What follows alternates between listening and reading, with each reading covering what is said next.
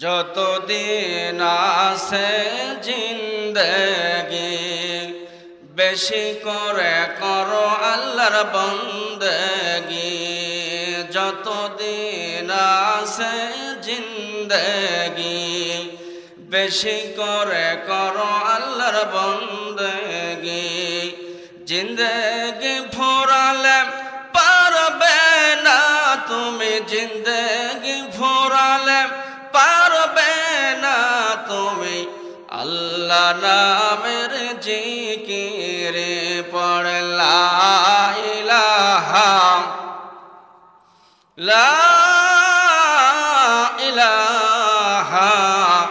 ইল্লাল্লাহু মুহাম্মাদুর রাসূলুল্লাহ। আমার ভাইয়েরা, কোরআনের মাহফিলে বসলেন আল্লাহ পাক রব্বুল আলামিন অসংখ্য রহমত বরকত নাজিল করেন। শুধু তাই নয়, আমরা যারা কোরআনের মাহফিলে বসবো, কোরআন শুনবো, আমাদের একটা আদব আছে, সেই কাজটা করতে হবে। আল্লাহ পাক রব্বুল আলামিন বলেন, ওয়া ইযা কুরিয়াল কুরআনু ফাসতামিউ লাহু ওয়া আনসিতু লাআল্লাকুম তুরহামুন। আল্লাহ পাক রব্বুল আলামিন বলেন, ওয়া ইযা কুরিয়াল কুরআন, যেখানে কোরআন কারীম তেলাওয়াত করা হবে, কোরআনের আলোচনা করা হবে, তখন আমাদেরকে দুইটা কাজ করা লাগবে। বলেন তো কয়টা কাজ? দুইটা কাজ করা লাগবে। ওয়ানসিতু, আমাদেরকে মনোযোগের সহিত শুনতে হবে। আমার ভাইয়েরা আমার, যেখানে কোরআন কারীম তেলাওয়াত করা হবে ওই জায়গায় মনোযোগের সহিত আমাদেরকে শুনতে হবে, আর নিশ্চুপ হয়ে থাকা লাগবে। এই দুইটা কাজ যদি আমরা করতে পারি, আল্লাহ পাক বলেন তাদের উপর আল্লাহর বরকত করুণা নাজিল হয়ে যায়। বলেন সুবহানাল্লাহ। আর যারা কাফের, যারা মুশরিক, যারা বেদুইন, ওরা তো কোরআন শুনবে না, বরঞ্চ যেই জায়গায় কোরআনের আয়োজন করা হবে ওই জায়গায় ওরা কোরআন আলোচনা যেন হতে না পারে, এই জন্য বাধার সৃষ্টি করে। বলেন ঠিক কিনা? আমার ভাইয়েরা, আল্লাহ পাক রব্বুল আলামিন ওই কথাটাও বলেছেন। কাফেররা কি বলে? ওয়াকালাল্লাযীনা কাফারু লা তাসমাউ লিহাযাল কুরআন ওয়ালগাউ ফীহি লাআল্লাকুম তাগলিবুন। ওয়াকালাল্লাযীনা কাফারু, কাফেররা বলে, লা তাসমাউ লিহাযাল কুরআন, তোমরা এই কোরআন শোনো না, বরঞ্চ যেখানে কোরআনের আলোচনা করা হবে ওই জায়গায় হট্টগোল করো, দ্বন্দ্ব করো, এমনকি 144 ধারা জারি করে দাও, তাহলে তোমরাই বিজয়ী হবে। বলেন নাউজুবিল্লাহ। তাহলে যারা আজ থেকে 16 বছর ধরে বিভিন্ন ইসলামিক প্রোগ্রামের উপর যারা নিষেধাজ্ঞা জারি করেছে, তারা কাদের সন্তান, কাদের উত্তরসূরি? বলেন ঠিক কিনা? তারা হলো ওই সময়ে কাফের মুশরিকরা। যেমন আল্লাহর কোরআন যেন মানুষ শুনতে পায়, মানুষ বুঝতে পারে, আলোচনা যেখানে করা হয় ওই জায়গায় হট্টগোল করত, তারা বাধা দিত। আজও যদি কেউ কোরআনের এই অনুষ্ঠানে আয়োজনে বাধা দেয়, বুঝতে হবে তারা আবু জেহেলের উত্তরসূরি। বলেন ঠিক কিনা? আজকে যারা আমাদের মধ্যে মুনাফিক আছে, যারা আখিরাতকে বিশ্বাস করে না, ওদের কিন্তু কোরআনের আলোচনা ভালো লাগবে না। কোরআনের হক কথাগুলো যখন ওদের সামনে তেলাওয়াত করা হবে, যারা আখিরাতকে বিশ্বাস করে না, পরকালকে বিশ্বাস করে না, ওদের অন্তরে কলিজার মধ্যে আগুন ধরে যায়। আল্লাহ পাক রব্বুল আলামিন বলেন, ওয়া ইযা যুকিরাল্লাহু ওয়াহদাহু শুমা আযাত কুলুবুল্লাযীনা লা ইউমিনুনা বিল আখিরাত। আল্লাহ পাক রব্বুল আলামিন বলেন, যারা আখিরাতকে বিশ্বাস করে না, পরকালকে বিশ্বাস করে না, ওদের সামনে যখন আমার আল্লাহর হক কথাগুলো বলা হবে, ওদের অন্তরে কলিজার মধ্যে আগুন ধরে যায়। বলেন নাউজুবিল্লাহ। বাসায় গিয়ে দেখবেন সূরা জুমার 45 নম্বর আয়াত। এই জন্য ভাইয়েরা আমার, এই কোরআন যেখানে তেলাওয়াত করা হবে এই কোরআন শুনলে মুমিনের ঈমানটা বেড়ে যায়, বলেন সুবহানাল্লাহ। আল্লাহ পাক বলেন ওয়াইদা কুরিয়াল কোরআন, যখন কোরআন কারীম পাঠ করা হবে আমাদেরকে মনোযোগের সহিত শোনা লাগবে আর নিশ্চুপ হয়ে থাকা লাগবে। আর এই কোরআন শুনলে আমাদের ঈমানটা আল্লাহ পাক বৃদ্ধি করে দিবেন, বলেন সুবহানাল্লাহ। যেই জায়গায় কোরআন তেলাওয়াত হয়, কোরআনের আলোচনা শুনলে মুমিনদের ঈমানটা যা ছিল তার চাইতে বৃদ্ধি পেয়ে যায়, বলেন সুবহানাল্লাহ। এই জন্য আমার ভাইরা, কোরআন কারীম বেশি আলোচনা করা লাগবে, শোনা লাগবে, কোরআন তেলাওয়াত করা লাগবে। কোরআন যত তেলাওয়াত করবেন আপনার ঈমানটা বেড়ে যাবে। আমার ভাইয়েরা, আমি আপনাদের সামনে আজকে কোরআন কারীমের সূরা বাকারা একটা আয়াত তেলাওয়াত করেছি, আপনাদের প্রায় সকলে জানা আছে। আল্লাহ পাক বলেন ইয়া আইয়ুহাল্লাযীনা আমানুস্তাঈনু বিস-সাবরি ওয়াস-সালাহ ইন্নাল্লাহা মা'আস-সাবিরিন। আল্লাহু আকবার।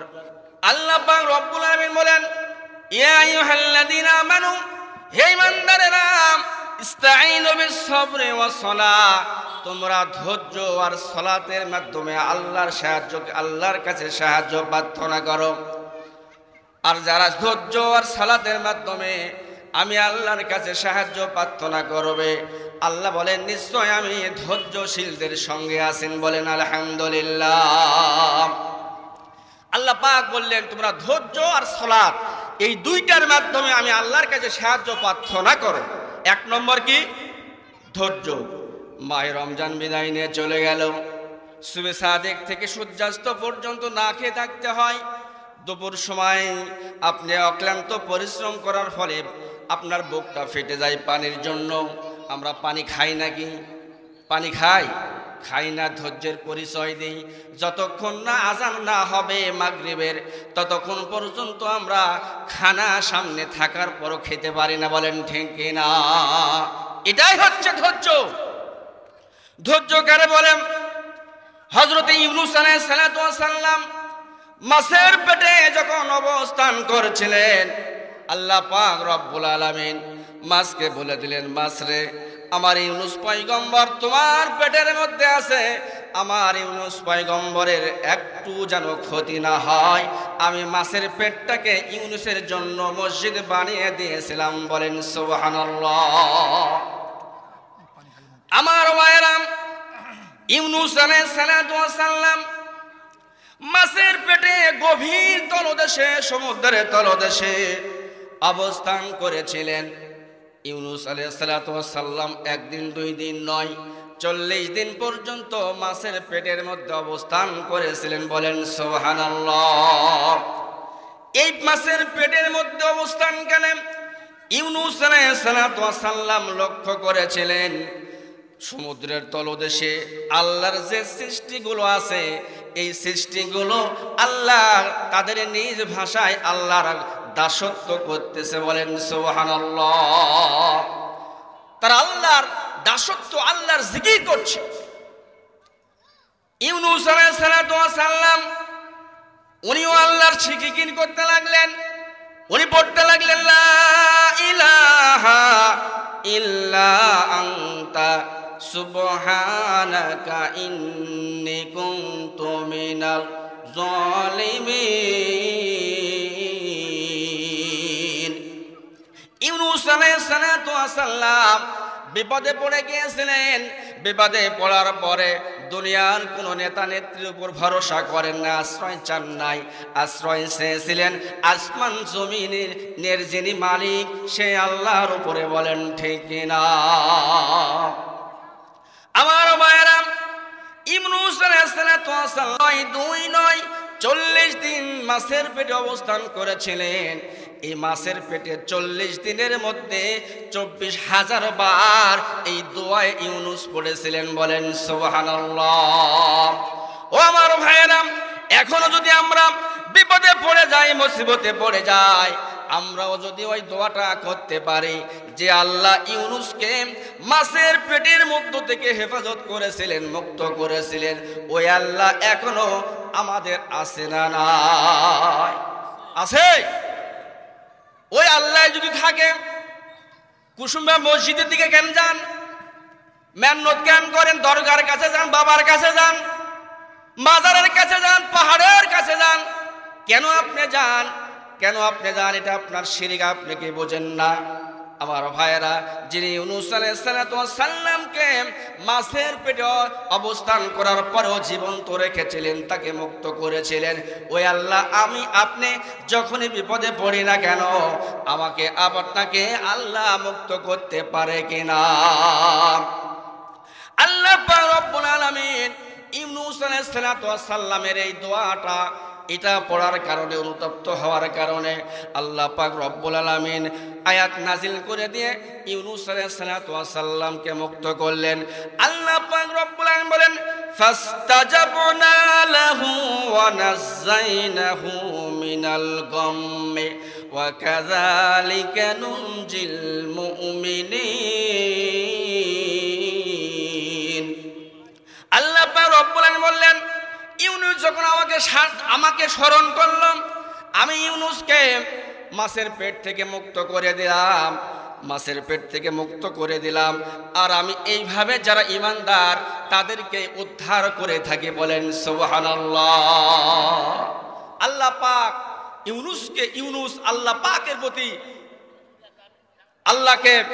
আল্লাহর নিকট সাহায্য চাওয়ার কারণে আল্লাহ পাক ইউনূসকে মাছের পেট থেকে মুক্ত করলেন। আর আল্লাহ বললেন, আমি এইভাবে যারা ঈমানদার মুত্তাকি বিপদে যখন পড়ে যায় তাদেরকে আমি এইভাবেই উদ্ধার করি। বলেন সুবহানাল্লাহ। আমার ভাইয়েরা, তাহলে আল্লাহ বললেন তোমরা ধৈর্য কারে বলে এখান থেকে শিখতে হবে। আল্লাহর পয়গম্বর আরেকজন পয়গম্বর হযরত আইয়ুব আলাইহিস সালাম কঠিন রোগে রোগাক্রান্ত ছিলেন। এক নয়, দুই নয়, কোন তাফসীরে লেগেছে 18 বছর, কেউ লেগেছে 15 বছর, কেউ লেগেছে 14 বছর। এমন একটা রোগে আক্রান্ত হয়ে গিয়েছিলেন, গোটা দেহটা পোকা পোকা লেগেছিল, চামড়াগুলো পচে গিয়েছিল, এমন অবস্থা হয়েছিল। এত কষ্টের পরেও আইয়ুব আলাইহিস সালাম দুনিয়ার কোন নেতার উপর নির্ভর করে নাই, নির্ভর করেছিলেন আসমান জমিনের মালিক আল্লাহর উপরে। বলেন ঠিক কিনা? ইউনূস যেমন আল্লাহর প্রতি নির্ভর করেছিলেন, আইয়ুব আলাইহিস সালাম একইভাবে বিপদে পড়ার কারণে দুনিয়ার কোন নেতার উপর নির্ভর করেন নাই, নির্ভর করেছিলেন আসমান জমিনের মালিক আল্লাহর উপরে। বলেন ঠিক কিনা? সুতরাং আমাকে আপনাকে নির্ভর করতে হবে কার উপর বলেন তো? কালমা পড়ে লা ইলাহা